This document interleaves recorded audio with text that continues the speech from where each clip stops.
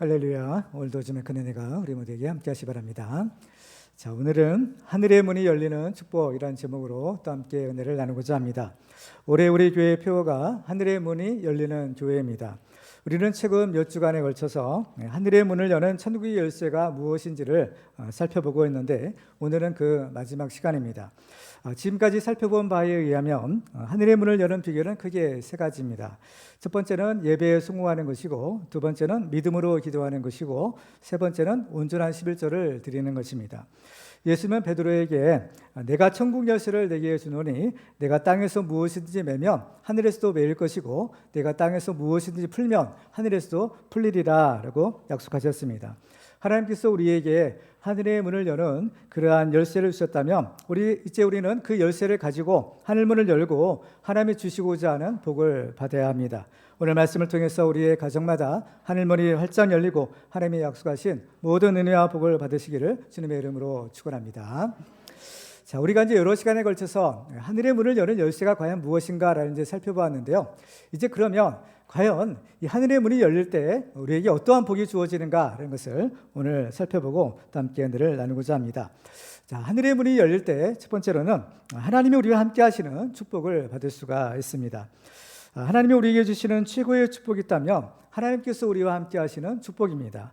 이것이 하나님께서 우리를 죄에서 구원하신 목적이자 또 이것이 하나님께서 예수 그리스도를 통해서 우리에게 주시는 임마누엘의 축복이며 또 영원한 하나님 나라의 축복입니다. 오늘 본문을 보면 이스라엘은 지금 하나님께서 그들과 함께할 수 없는 상태라는 것을 알 수가 있습니다. 오늘 보면 7절 말씀을 같이 한번 읽어볼까요? 시작. 만군의 여호와가 이르노라 너희 조상들의 날로부터 너희가 나의 규례를 떠나 지키지 아니하였도다. 그런즉 내게로 돌아오라. 그리하면 나도 너희에게로 돌아가리라 하였더니 너희가 이르기를 우리가 어떻게 하여 돌아가리까 하는도다. 하나님께서는 이스라엘 백성들에게 너희는 내게로 돌아오라 라고 말씀하십니다. 이 말은 지금 이스라엘 백성들이 하나님으로부터 멀리 떠나갔다라는 것을 의미합니다. 하나님께서 그들과 함께할 수 없는 까닭, 그 이유는 바로 하나님 때문이 아니라 바로 이스라엘에게 문제가 있었기 때문입니다. 그러면 이스라엘에게 어떤 문제가 있었을까요? 그것은 바로 그들이 하나님의 규례를 떠나 지키지 않는 것입니다. 하나님께서는 특별히 그들이 어떤 규례를 어겼느냐, 바로 11조를 드리지 않았다라고 말씀합니다.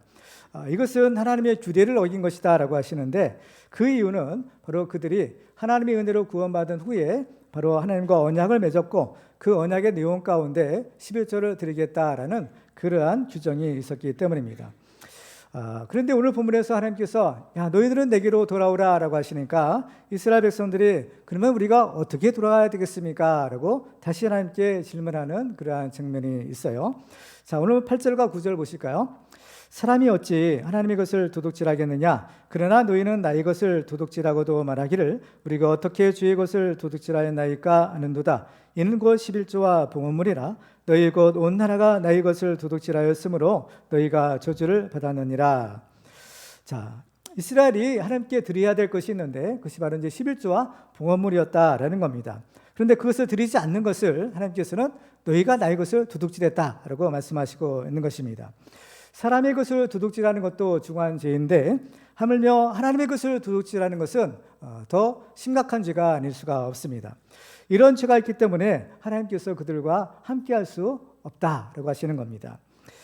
그 결과 어떻게 되냐? 바로 그 결과 너희가 저주를 받았다라고 말씀하죠. 저주는 달리 저주가 아닙니다.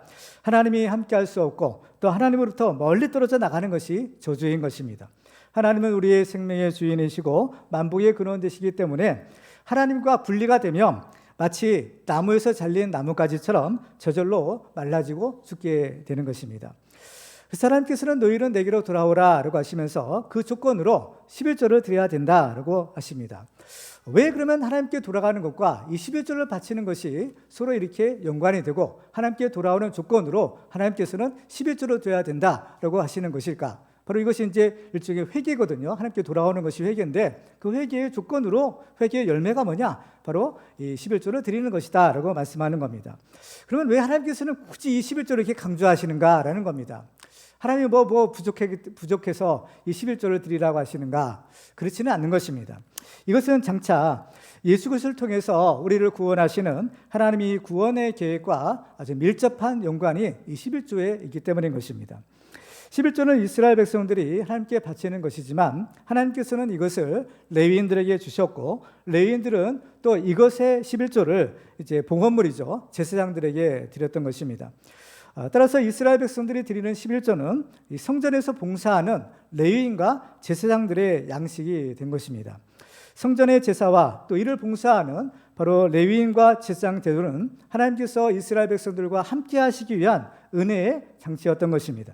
왜냐하면 이 제사 제도를 통해서 바로 이스라엘의 죄의 문제가 해결되어야만 거룩하신 하나님을 모시는 그러한 하나님의 백성이 될 수가 있었기 때문입니다. 그래서 성경을 보면 이제 아브라함이 최초로 이제 11조를 바치는 사람이 되었는데요. 이 아브라함이 멜기세덱의 믿음으로 11조를 드립니다. 근데 이 성경을 보면 이 멜기세덱은 누구였느냐? 지극히 높으신 하나님의 제사장이었다라고 성경은 기록하고 있어요. 그래서 이 멜기세덱은 장차 오실 예수 그리스도의 예표가 되는 분이었는데, 그 예수님을 가리켜 예수 그리스도라고 우리가 부르고 있습니다. 그래서 이 그리스도라는 것은 중에 직함이죠, 직분인데 기름 부음 받은 자라는 뜻입니다. 그래서 예수님은 만왕의 왕이시고 또 하나님의 말씀이 육신이 되어 오셔 그 하나님의 말씀을 전하시는 선지자요, 또 우리의 죄를 대속하시는 바로 대제사장이시다라는 것을 의미하는 것입니다. 이렇게 예수님은 우리의 대제사장으로 이제 오신 거죠. 구약 시대에 이스라엘이 하나님께서 함께 하시는 축복을 받기 위해서 믿음으로 11조를 드리고 그들 가운데 제사장을 모셔야 했던 것처럼, 신약 시대에 우리가 하나님이 함께 하시는 이 임마누엘 축복을 받기 위해서는 하나님의 대제사장이신 예수 그리스도를 믿음으로 영접해야 하는 것입니다. 우리가 예수를 믿는다는 것을 성경은 예수를 영접하는 것이다 라고 말씀하고 있어요. 요한복음 1장 12절에 보면 영접하는 자, 곧 그 이름을 믿는 자들에게는 하나님의 자녀가 되는 권세를 주셨으니 라고 합니다.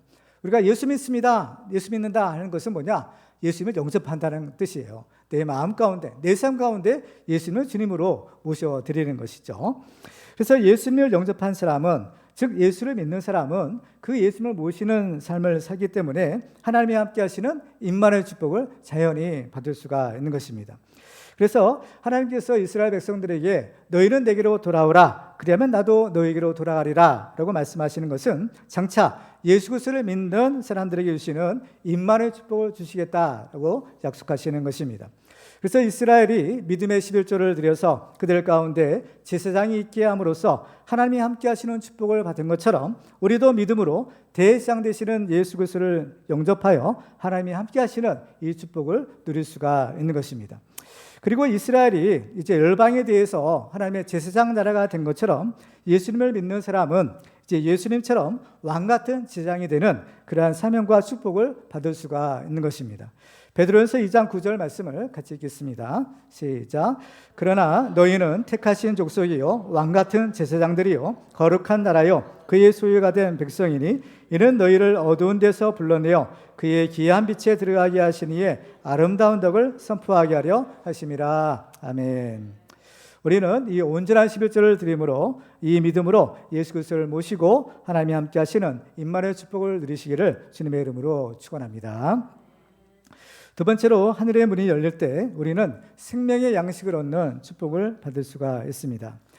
하나님은 우리를 사랑하셔서 우리의 복을 주기를 원하시는 분이신데, 하나님께서 우리에게 주시는 복에는 일방적인 축복이 있고 또 조건적인 축복이 있다는 것을 발견할 수가 있습니다. 일방적인 축복은 햇빛이나 공기와 물같이 하나님께서 아무 조건 없이 그냥 주시는 축복입니다. 그런데 이 조건적인 축복이 있는데, 이것은 그야말로 조건이 따르는 축복인 거예요. 우리가 이렇게 하면 하나님께서는 이러한 복을 주시겠다라고 약속하신 복입니다. 그래서 이러한 조건이 충족이 될 때 하나님께서 주시는 복, 이것이 이제 조건적인 축복이라고 할 수 있겠죠. 오늘 본문에 약속된 11조의 축복은 어떤 축복이겠어요? 일방적인 축복이 아닌 조건적인 축복인 것입니다. 자, 오늘 본 10절 말씀을 같이 읽겠습니다. 시작. 만군의 여호와가 이르노라, 너희의 온전한 11조를 창고에 들여 나의 집에 양식이 있게 하고 그것으로 나를 시험하여 내가 하늘 문을 열고 너에게 복을 쌓을 것이 없도록 붙지 아니하나 보라. 아멘. 자, 우리가 이 하늘의 문이 열리는 복을 받으려면 조건이 있어요. 그것은 무엇인가요? 온전한 11조를 드리는 것입니다. 그러면 우리가 온전한 11조를 드릴 때 하나님께서 하늘문을 여시고 복을 주신다고 했는데 하나님께서 주시는 복은 과연 어떠한 축복이냐라는 것입니다. 오늘 본문을 보면 우리가 지켜야 될 조건과 하나님이 약속하신 축복이 서로 대조가 되고 있다는 사실을 발견하게 됩니다. 너희의 온전한 11조를 창고에 들여 나의 집에 양식이 있게 하고, 이게 이제 우리 조건이죠. 그러면 하나님이 어떤 복을 주시느냐? 내가 하늘문을 열고 너희에게 복을 쌓을 곳이 없도록 붙지 아니하나 보라라는 것입니다. 그래서 우리가 이 온전한 11조를 드리는 것은 하나님께서 하늘의 문을 여시는 조건이 되는 겁니다. 그래서 우리가 온전한 11조를 드려 하나님의 집에 창고에 양식이 있게 하면 하나님께서도 이제 하늘의 문을 열어주셔서 우리의 집에 창고에 복을 쌓을 곳이 없도록 부어주시겠다라고 하시는 겁니다. 특별히 하나님께서는 우리의 온전한 11조를 드려 하나님의 집에 창고에 양식이 있게 하라라고 하시는 거예요. 하나님의 집에 무엇이 있어요? 양식이 있는 겁니다. 양식이란 것은 사람이 먹는 그런 음식이잖아요. 근데 이 양식은 누구를 위한 것일까요? 하나님의 집에 창고에 드리는 양식, 하나님을 위한 것일까요? 그렇지 않는 겁니다. 하나님은 여기신 분이기 때문에 우리처럼 양식이 필요가 없으신 분인 거죠. 그렇죠? 하나님은 자존하신 분이잖아요. 그렇다면 이 양식은 과연 누구를 위해서 하나님의 집에 창고에 드려야 되는가? 이것은 곧 하나님을 섬기는 종들을 위한 것입니다. 그래서 이 11조를 드리는 것은 하나님의 종들에게 필요한 이 생명의 양식을 공급하는 것을 의미하는 겁니다. 그러니까 이스라엘 백성들이 11조 드린다는 것은 바로 하나님을 섬기는 종들의 양식을 제공하는 것이다라는 것이에요. 하나님은 우리가 행한 대로 갚아주시는 공의의 하나님이십니다. 우리가 우리의 생명의 양식을 하나님께 드린다면 하나님께서도 우리에게 바로 우리의 생명의 양식을 부어주신다라는 것입니다. 그래서 하나님께서 우리에게 내려주시는 생명의 양식이 있는데 이것은 두 가지 차원에서의 양식입니다. 첫 번째로는 우리의 육신의 필요를 채워주기 위한 바로 복이죠. 출애굽한 이스라엘 백성들이 이제 광야로 나오게 됩니다. 이제 거기서 애굽에서 가지고 나온 양식이 떨어졌을 때 하나님께서는 어떻게 하셨어요? 하늘문을 여시고 그들에게 신령한 만나를 내려서 먹게 하시는 겁니다. 이 장면을 시편 78편 23절 이하에는 이렇게 기록하고 있어요. 같이 한번 읽어볼까요? 시작. 그러나 그가 위에 궁창을 명령하시며 하늘문을 여시고 그들에게 만나를 비같이 내려 먹이시며 하늘 양식을 그들에게 주셨나니 사람이 힘센 자의 떡을 먹었으며 그가 음식을 그들에게 충족히 주셨도다. 충족히 주셨다는 것은 아주 풍성하게 넉넉하게 주셨다는 거죠. 하늘문을 활짝 열어주시고 바로 그 만나를 그냥 비같이 내려주셨다라는 겁니다. 지금도 하나님은 우리의 필요를 채워주시는 분이십니다. 우리가 어떻게 먹고 살까? 우리가 항상 이제 고민하는 것이 바로 이 문제인데 하나님께서는 염려하지 말거라, 걱정하지 말아라, 내가 책임져 줄게, 내가 다 줄게 하나님께서 약속하시는 거죠. 그래서 마태복음 6장 26절을 보면 예수님이 이렇게 말씀합니다. 공중의 새를 보라, 심지도 않고 거두지도 않고 창고에 모아지지도 아니하되 너희 하늘 아버지께서 기르시나니 너희는 이것들보다 귀하지 아니하냐. 아멘. 그렇습니다. 하물며 이 미천한 새들조차 하나님께서 다 먹이시고 입히시고 다 기르시는데 너희일까 보냐? 하나님의 자녀된 너희일까 보냐? 하나님이 다 책임져 주신다. 걱정하지 말아라. 이 사실을 믿으시기 바랍니다. 그래서 예수님은요, 그 오병이의 이제를 일으켜서 이 사실을 우리에게 신이 증명해 주시는 겁니다. 난 장정만 5천 명이 넘는 그 많은 사람들, 그죠? 어떻게 먹이겠어요? 한 소년이 예수님께 드린, 그죠? 물고기 2마리, 떡 5개, 그거 가지고 그 많은 사람들을 다 먹이고도 남으셨던 겁니다. 하나님이 이처럼 우리 모두를 다 먹이시고도 남음이 있는 그런 풍성하신 분이신 것을 믿으시기 바랍니다. 하나님은 또한 우리 육신의 양식뿐만 아니라 우리 영혼의 양식인 말씀의 축복도 주시는 분이십니다. 하나님께서 만나를 통해 주시는 교훈이 있는데 그것은 바로 우리가 육신의 떡만이 필요한 것이 아니라 하나님의 말씀으로 살아야 된다라는 것입니다. 신명기 8장 3절 말씀을 보시면 너를 낮추시며 너를 줄이게 하시며 또 너도 알지 못하며 내 조상들도 알지 못하던 만나를 내게 먹이신 것은 사람이 떡으로만 사는 것이 아니요 여호와 입에서 나오는 모든 말씀으로 사는 줄을 내가 알게 하려 하심이니라. 아멘. 이 만나라는 것은 이제 양식이잖아요. 바로 이 양식이 사람이 이제 먹고 사는 양식인데 이 만나가 상징하는 것이 있는 겁니다. 이 만나가 어디서 내려왔느냐? 하늘에서 내려온 거죠. 바로 이 만나는 하나님이 내려주시는 말씀을 상징하는 것입니다. 그래서 하나님의 말씀이 우리를 살리는 영의 양식이고 또 결국적으로는 이 말씀이 바로 우리에게 오시는 예수 그리스도를 의미하는 것입니다. 그래서 예수는 요한복음 6장 49절 이하에서 이렇게 말씀합니다. 너희 조상들은 광야에서 만나를 먹었어도 죽었거니와 이는 하늘에서 내려오는 떡이니 사람으로 하여금 먹고 죽지 아니하는 것이니라.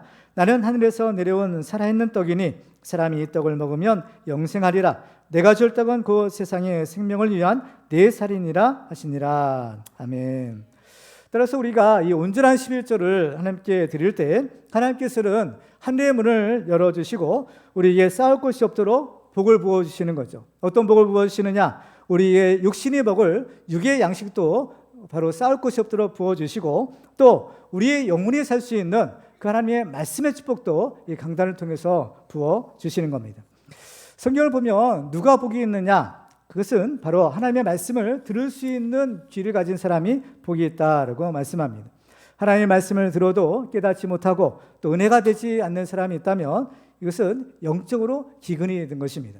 아모스서 8장 11절에 보면 주 여호와의 말씀이니라. 보라 날이 이를지라 내가 기근을 땅에 보내리니 양식이 없어 주림이 아니며 물이 없어 가람이 아니요 여호와의 말씀을 듣지 못한 기갈이라 라고 하십니다. 그래서 예수님은 그 제자들에게 너희 귀는 들음으로 복이 있다라고 하시는 거예요.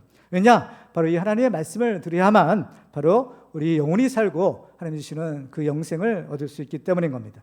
그래서 예수님은 요한복음 5장 25절에서 진실로 진실로 너에게 이르노니 죽은 자들이 하나님의 아들의 음성을 들을 때가 오나니 곧 이때라. 듣는 자는 살아나리라 라고 하고 말씀하십니다. 그래서 우리는 이 온전한 11조를 드림으로 하늘의 문이 열리고 바로 육의 양식과 영혼의 양식인 그 생명의 양식을 흡족하게 받아서 우리 영혼이 잘됨 같이 범사에 잘되고 강건한 축복을 누리시기를 주님의 이름으로 축원합니다. 세 번째로 하늘의 문이 열릴 때 우리는 성령의 충만함을 받는 축복을 받을 수가 있습니다. 자, 성경을 보면 이 엘리야가 있죠. 엘리야는 우리와 성정이 같은 사람이로되 하나님께 기도했을 때 하늘의 문이 닫히기도 하고 열리기도 했던 그러한 능력의 사람이었습니다. 그래서 이제 열왕기상 18장을 보면 특별히 이 엘리야가 기도할 때 3년 반 동안이나 굳게 닫혔던 이 하늘의 문이 다시 열리는 그러한 일이 있었습니다. 그래서 이 엘리야가 기도할 때 하나님께서는 이 하늘의 문을 열어주시고 두 번 응답해 주시는데요.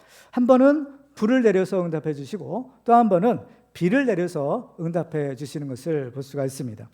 이 불과 물은 이 하나님의 축복이자 동시에 심판을 의미하는 것입니다. 이 불과 물이 하늘에서부터 내려왔다라는 것은 하나님께서는 바로 이 불도 주관하시고 물도 주관하시는 하나님이시다라는 것을 의미하는 것입니다. 그리고 궁극적으로 하나님이 내려주시는 이 불과 물의 축복은 바로 성령 하나님을 보내주시는 축복을 의미하는 것입니다. 하나님께서 하늘의 문을 열어주시고 우리에게 복을 주시는데 우리에게 주시는 최고의 축복이 있다면 그것은 바로 보혜사 성령님을 우리에게 보내주시는 것입니다.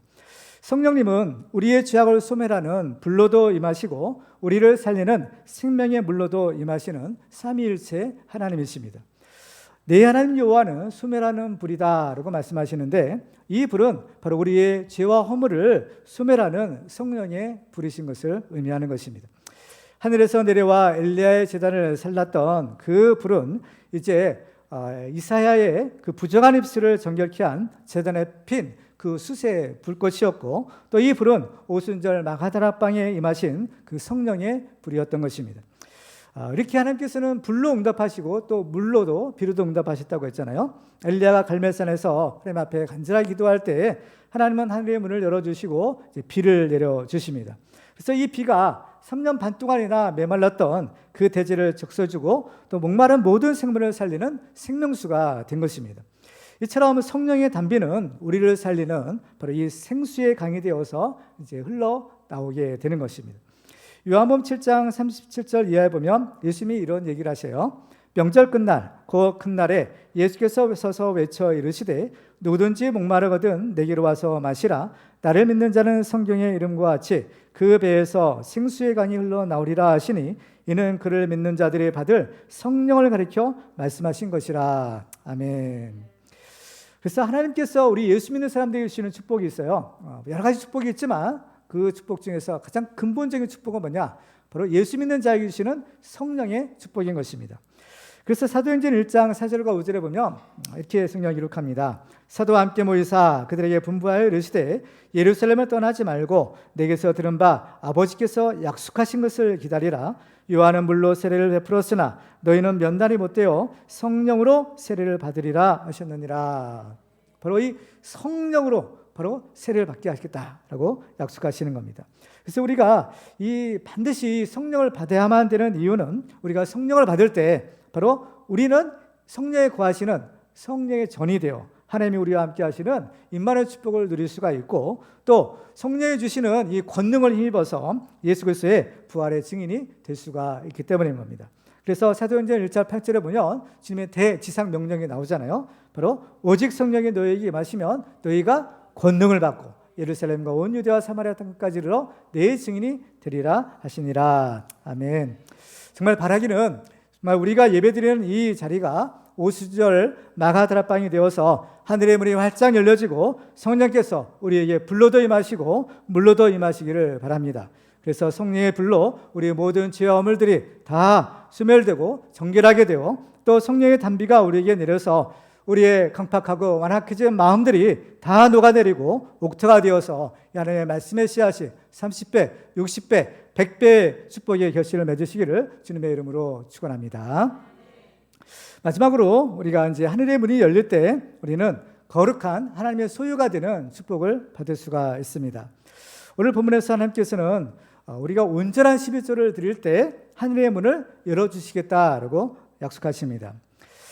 이 11조를 드리는 것인데 이 11조라는 말, 이 말 가운데는 일종의 하나님께 드리는 제사, 또 예배라는 그 의미가 여기에 포함이 되어 있는 것입니다. 그래서 11조를 언제 드리느냐? 아무 때나 또 아무한테나 드리는 것이 아니라 바로 하나님께 구약시대는 제사 드릴 때, 또 신약시대는 하나님께 예배 드릴 때 드리는 것입니다. 그래서 이제 이 구약시대의 제사, 또 신약시대의 예배라는 것은 이제 하나님과의 만남의 사건이잖아요. 하나님과 만나서 서로 교제하는 일인데, 그래서 이 예배의 이제 요소들이 있잖아요. 예배 요소 중에는 우리가 하나님께 올려드리는 것이 있고, 하나님께서 우리에게 내려주시는 것이 있는 것입니다. 그래서 우리가 하나님께 올려드리는 것은 우리가 이제 찬송 부리는 거 있죠. 찬송, 또 우리 기도하는 거, 또 헌금하는 거, 이런 것들은 우리가 하나님께 올려드리는 것이고, 하나님께서 내려주시는 것은 뭐냐? 말씀을 내려주시고 또 복을 내려주시는 것입니다. 그래서 예배가 이제 정말 이제 중요한데, 우리의 예배가 정말 하나님이 받으시는 예배가 되게 하는 것, 이것이 굉장히 중요합니다. 왜냐하면 우리가 아무리 예배를 드려도 하나님이 그 예배를 받지 않으시면 낯장 소용이 없는 것이죠. 그래서 가인의 예배 제사, 또 아벨의 제사, 그 예배가 나오는 것입니다.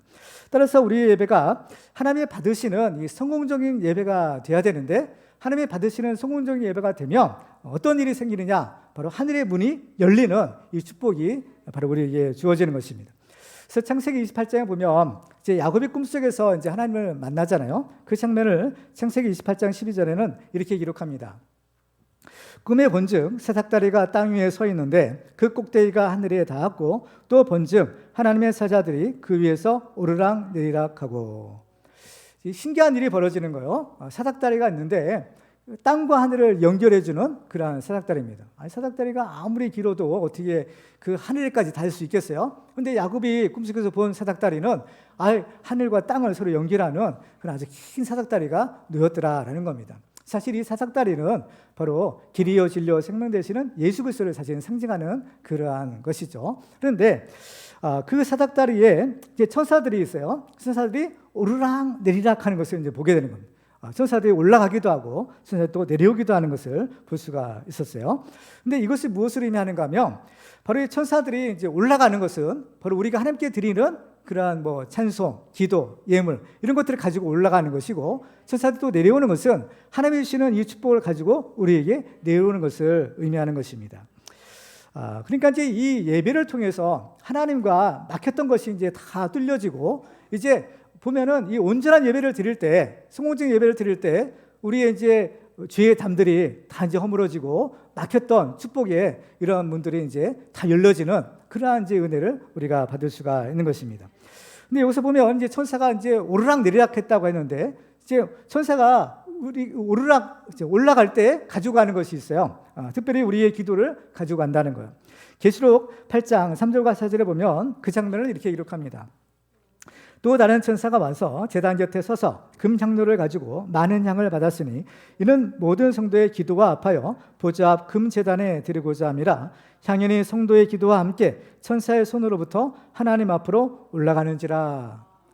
우리가 이제 하나님께 기도를 드리잖아요. 기도를 드리면 천사가 우리 기도를 금 향로에 담아서 이제 하나님 앞에 가지고 간다는 거예요. 이제 이것이 우리의 기도가 하나님께 상달되는 것을 이렇게 표현을 하는 겁니다. 그러니까 우리가 아무리 기도를 해도 만약에 이 하늘의 문이 딱 닫혔어요.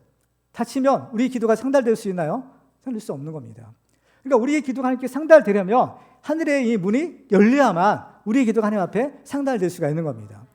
그래서 이 하나님의 기도가, 하나님께 드리는 기도가 상달되었던 사람이 성경에는 등장하고 있는데, 그 사람이 누구냐? 바로 사도행전에 기록된 고넬료라는 사람입니다.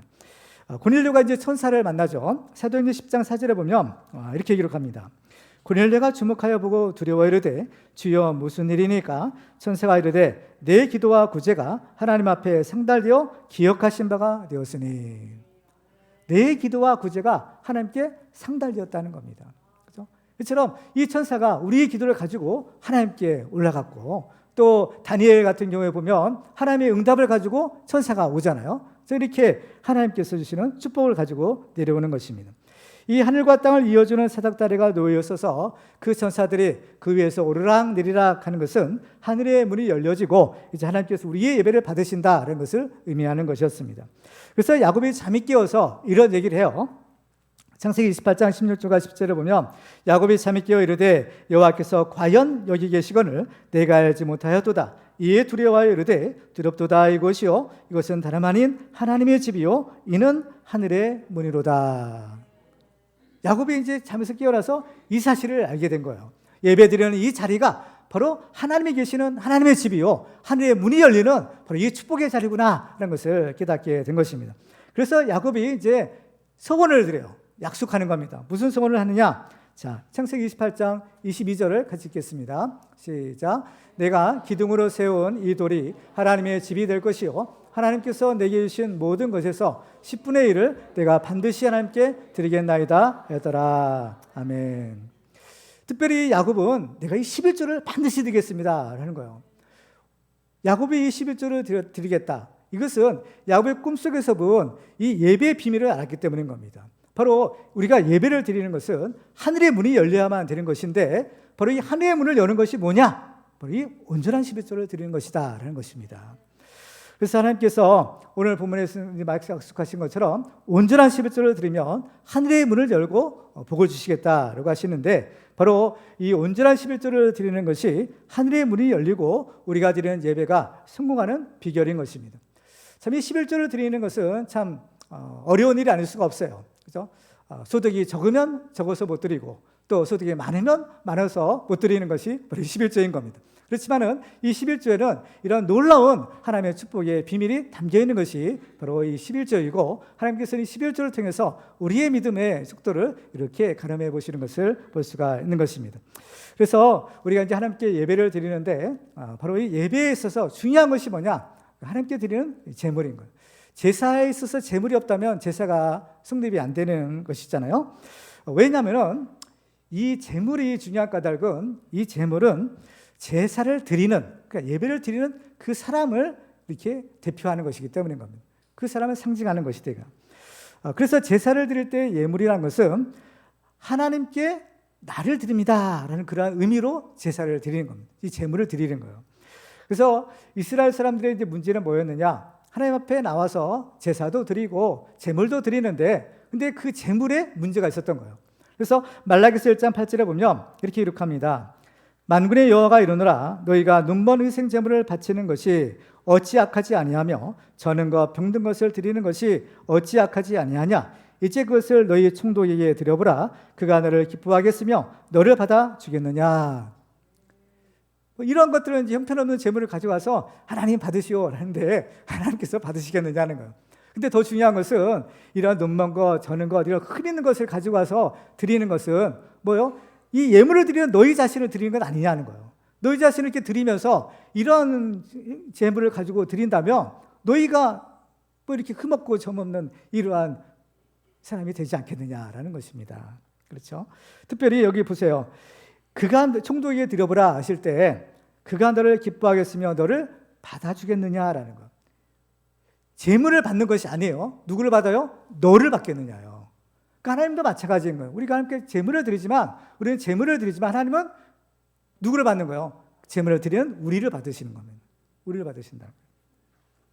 따라서 우리가 온전한 11조를 드려 하나님께서 하늘의 문을 열어주신다라는 것은 이것은 예배드리는 우리를 하나님이 기쁘게 받아주시고 우리를 하나님의 거룩한 소유로 삼아주시겠다라는 것을 의미하는 것입니다.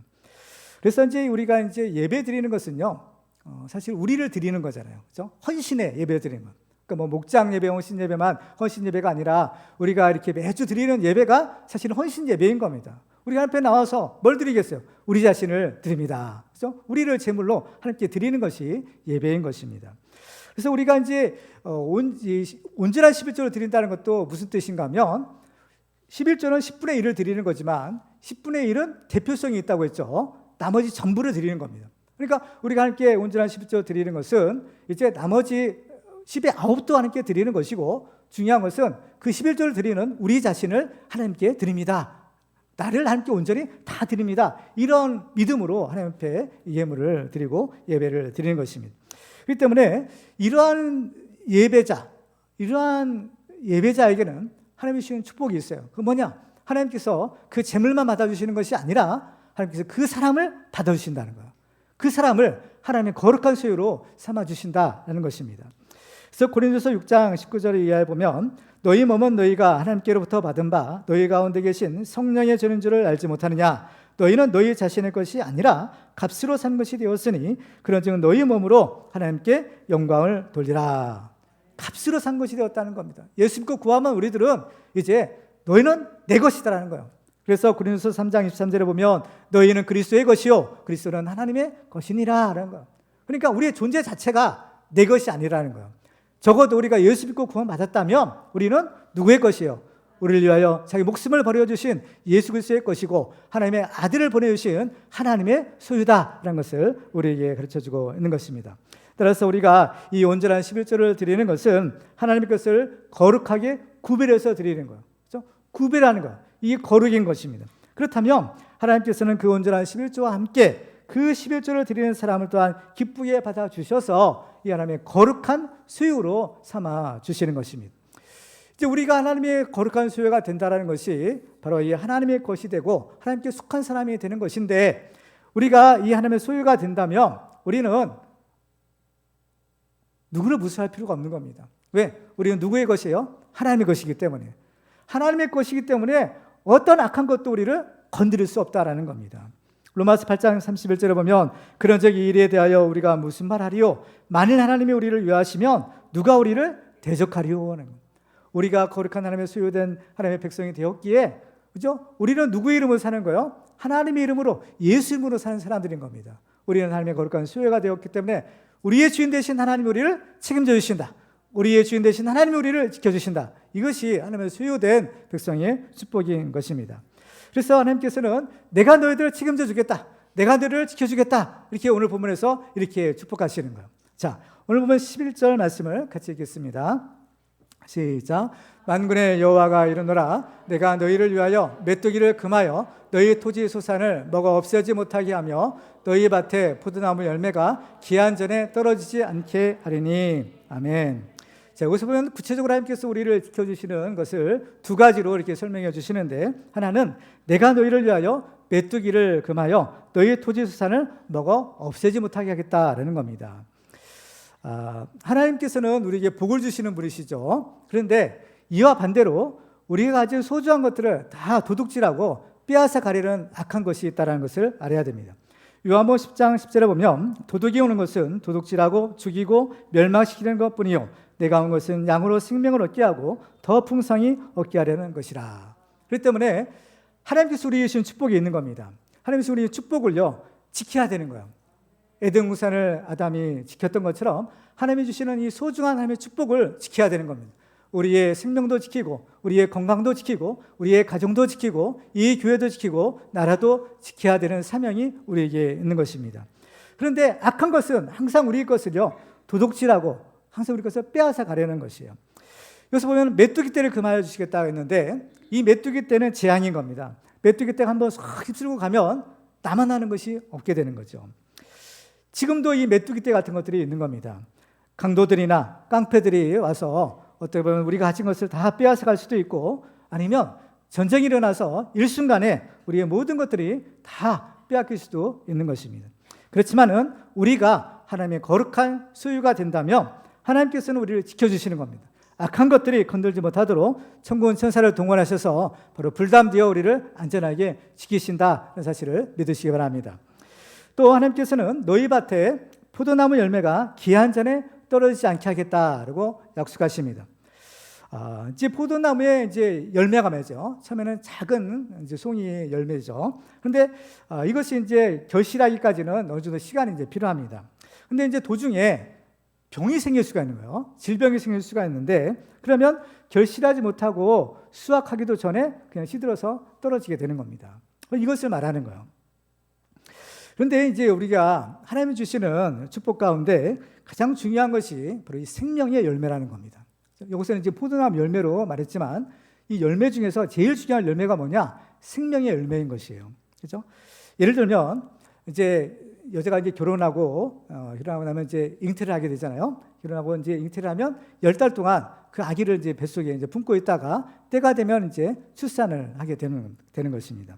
그런데 도중에 어떤 사고나 어떤 질병에 의해서 그 아이가 죽게 된다면 바로 이 생명의 열매가 기한 전에 떨어지는 그러한 결과가 되는 것입니다.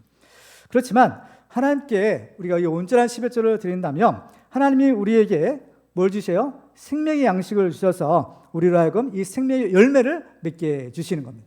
왜 생명의 열매가 양식이 중요하냐? 이 생명의 양식이 있을 때 바로 우리에게 주시는 생명의 열매를 우리가 거둘 수 있기 때문인 것입니다. 그래서 우리가 이 온전한 11조를 드려서 우리가 하나님의 거룩한 소유가 되면 하나님이 우리의 모든 것을 지켜주셔서 메뚜기 때도 금하게 하시고 질병도 막아주셔서 마침내 이 풍성한 열매를 거두게 하시는 것입니다. 그래서 하나님이 주신 축복에 대해서 신명기 28장 12절에는 이렇게 말씀합니다. 같이 한번 읽어볼까요? 시작.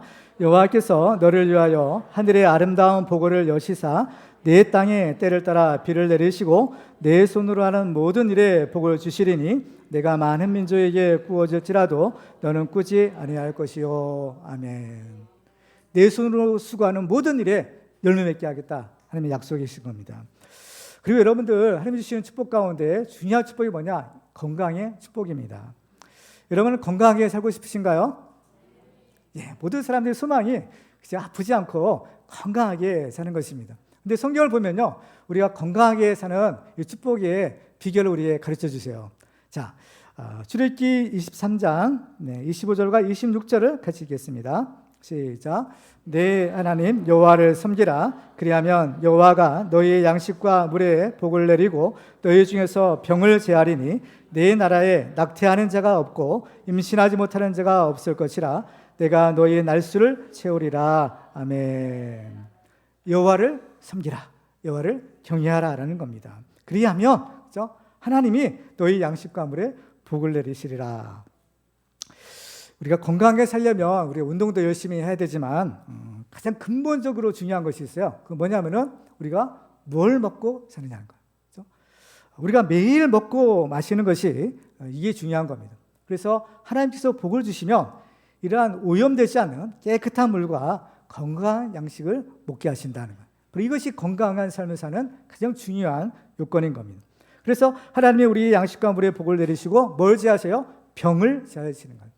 모든 만병의 원인이요, 다 이런 오염된 음식을 먹는 데서 생긴다라는 겁니다. 그런데 하나님께서 지켜주시는 겁니다. 깨끗한 물과 깨끗한 양식을 우리에게 공급해 주시는 이 축복을 주시는 거죠. 그래서 우리는 우리의 생명의 주인 되시는 하나님을 섬김으로 건강하게 오래 살아가는 그런 축복의 주인공들 되시기를 주님의 이름으로 축원합니다. 마지막으로 하나님께서 우리에게 주시는 축복이 있어요. 마지막 축복이 있는데 오늘 보면 마지막 12절 말씀입니다. 같이 한번 읽겠습니다. 시작. 너희 땅이 아름다워짐으로 모든 이방인들이 너희를 복되다 하리라. 만군의 여호와의 만인이라. 아멘. 하나님께서 이렇게 하늘문을 활짝 열어주시고 정말 싸울 것이 없도록 복의 복을 더하여 주시는 이런 모든 축복을 주시는데, 궁극적인 모든 축복의 결과가 무엇이냐? 바로 너희 땅이 아름다워지는 축복이다라는 것입니다. 그렇죠? 특별히 땅이 아름다워지는 축복이래요. 이 성경에서의 땅이라는 것은 하나님이 주시는 축복이자 기업을 의미하는 말입니다. 그래서 우리 사람은요, 이 땅과 하나인 거예요, 사실은. 우리 사람의 육신이 뭘로 지어졌어요? 흙으로 지어졌잖아요. 땅에 있는 이 흙으로 하나님이 우리 육신을 지으신 겁니다. 그래서 우리 사람은 땅에서부터 왔고, 그래서 우리 사람은 땅에서 나는 것을 먹고 사는 거예요.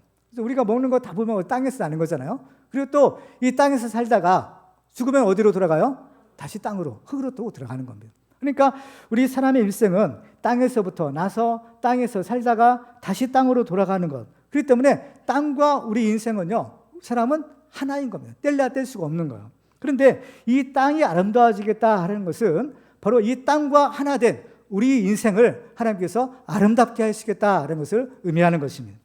이 하나님의 축복은 우리의 당대만 받는 축복이 아니라 이 축복은 영원한 축복을 의미하는 것입니다. 왜냐하면 이 땅이라는 것은 바로 우리만 살다가 없어져 버리는 것이 아니라, 이 땅은 어때요? 우리 앞선 우리 조상들이 계속해서 이 땅을 살았죠. 수많은 몇 세대 걸친 우리 조상들도 다 우리가 살고 있는 이 땅에 살다가 가신 겁니다. 그리고 또 이 땅은 어때요? 우리 후손들이 사는 땅인 거죠. 우리 후손들이 어디에 살겠어요? 내내 이 땅에 사는 것입니다. 그렇기 때문에 우리는 이 땅을 우리 후손들에게 물려줘야 되는데, 바로 이 땅을 어떤 땅을 물려주느냐, 이게 중요한 거예요. 어떤 땅을 물려줘야 되겠어요? 아름다운 땅, 복된 땅을 물려줘야 되는 것입니다. 사람과 이 땅이 서로 이제 하나가 되기 때문에 사람이 죄를 짓게 되면 이 땅이 더러워진다고 하죠. 이 땅이 더러워지면 이 땅이 그 사람을 토하여낸다는. 그래서 왜 가나안 사람들이 이렇게 가나안 땅을 뺏기게 됐느냐? 그들의 지은 죄가 관영하기 때문에 하나님께서는 그 가나안 사람들을 이제 심판하시는데, 하나님이 굳이 심판하지 않으셔도요, 땅이 토해낸다는 표현을 쓰세요. 이 땅에 사는 사람들이 그 땅의 축복을 받으며 살아야 되는데, 땅이 그 사람들을 축복하지 않고 토해내는 겁니다. 야, 너희들은 더 이상 이 땅에 살아서는 안 된다. 이 땅을 더럽히기 때문에, 왜? 죄를 지어서 이 땅을 더럽히기 때문에 너희들이 이 땅에 살면, 야, 이 땅이 뭐 일종의 인격적으로 보면 너희들 때문에 내가 못 살겠다는 거야. 그러니까 거기 있는 사람들을 토해야 된다는 거야. 그 때문에 누가 이 땅을 차지하느냐? 그죠? 바로 하나님을 경외하는 축복의 주인공들이 그 땅을 살 때 그 땅도 아름다워지는 이 축복을 받게 되는 것입니다. 이 땅이 아름다워지는 축복, 어디에 있어요? 바로 하늘의 문이 열리는 데에 있는 겁니다. 바로 이 땅이 부화가 되고 이 땅이 아름다워지려면 하나님께서 하늘문을 열어주시고 하나님께서 복을 내려주셔야 되는 거예요. 하나님께서 비를 내려주지 않으면 땅이 황폐화가 되는 겁니다. 황폐화가 되는 거예요. 마찬가지로 하나님의 복을 내려주셔야만 바로 이 땅이 복을 받고 이 땅에 사는 우리 사람이 복을 받을 수가 있는 것입니다.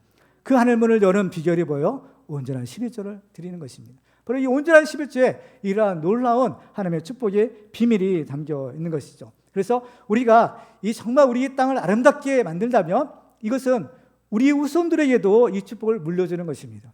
우리 후손들에게 어떤 땅을 물려주느냐? 그것은 바로 우리가 하기 나름인 겁니다. 우리가 죄를 지어서 이 땅을 더럽힌 채로 물려주느냐, 아니면 이 땅을 아름답게 해서 이 축복의 땅을, 이 부활을 우리 후손들에게 물려주느냐, 이것은 바로 우리가 하기 나름인 것입니다. 그래서 하나님께서 약속하신 축복이 천대 이르는 축복이다라고 말씀하시는 겁니다. 바로 이것이 영원한 하나님의 축복을 우리에게 약속하고 있는 것입니다. 그래서 우리는 이 하나님의 말씀에 순종함으로 하늘의 문이 열리는 복을 받아 아브라함처럼 천대 이르는 그런 축복의 주인공들 되시기를 주님의 이름으로 축원합니다. 이제 말씀 맺겠습니다. 지난 우리 몇 주간 동안에 우리는 하늘의 문을 여는 축복의 열쇠가 무엇인지를 우리가 살펴보았습니다. 그래서 우리는 정말 주일을 잘 성수하셔야 돼요. 목숨 걸고 주일을 성수함으로 하나님이 기뻐하시는 예배를 드리시기 바랍니다. 특별히 이 주일 성수는 바로 이 시간의 11조를 드리는 것이고 우리의 생명의 11조를 드리는 것이고 결국 우리의 생명을 주님 앞에 드리는 것입니다. 그러면 하나님께서 우리의 생명을 보장해 주시고 또 우리는 하나님 앞에 나아가 믿음으로 기도하고 그 믿음의 자리를 지켜야 되는 겁니다. 하나님의 응답이 올 때까지, 하나님의 기적을 체험할 때까지 바로 이 믿음의 자리, 이 기도의 자리를 지키시기 바랍니다. 그리고 마지막으로 하나님의 주신 축복에 따라 온전한 11조를 하나님 앞에 믿음으로 드리시기 바랍니다. 그럴 때 하나님이 약속하신 대로 정말 우리의 가정마다 할머니는 활짝 열려지고 날마다 하나님이 주시는 기적을 체험하고 하나님께 영광 돌리는 우리 모두가 되시기를 주님의 이름으로 축원합니다. 기도하겠습니다.